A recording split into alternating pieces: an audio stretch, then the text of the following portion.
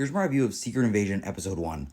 I personally really enjoyed this episode because I'm finally able to get a Marvel show that has a more grounded tone, which is something that the MCU has severely been lacking lately. But mainly, we follow Nick Fury as he returns to Earth from the Skrull spaceship as he was up there in Far From Home, and now there is a infiltration of Skrulls into the world, and there are terrorist attacks around the world. And I just thought that this show, I personally really liked it. I just thought it is very slow paced, but it is very kind of somber and more of like you're kind of like, oh no, what's gonna happen next?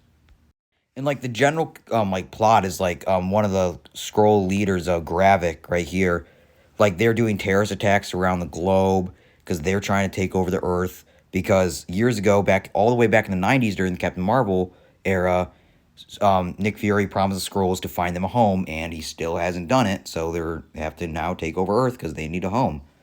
And it's one of those things where like you do kind of understand the Skrulls. I mean, like yeah, like Nick Fury did promise them, and he didn't do it, so it makes sense. And I mean, it was just really fun to see Samuel L. Jackson in a leading role in a TV show. I mean, one of the most iconic actors of all time, but in a TV show now, it was just a lot of fun to see him.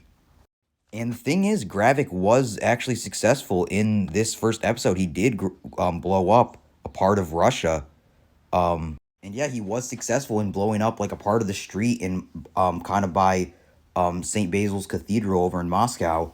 And so there are real consequences. And the biggest twist of all, and it was just really shocking to see Maria die because, I mean, we've known her since, I believe, the first Avengers movie. And I'm glad that there are some real consequences. And like I said, Samuel L. Jackson is great as always. So yeah, overall, I really enjoyed this first episode, and I'm curious to see where the show goes. But I'm very worried that it's going to have the same effect as the majority of these Marvel shows because it is only 6 episodes.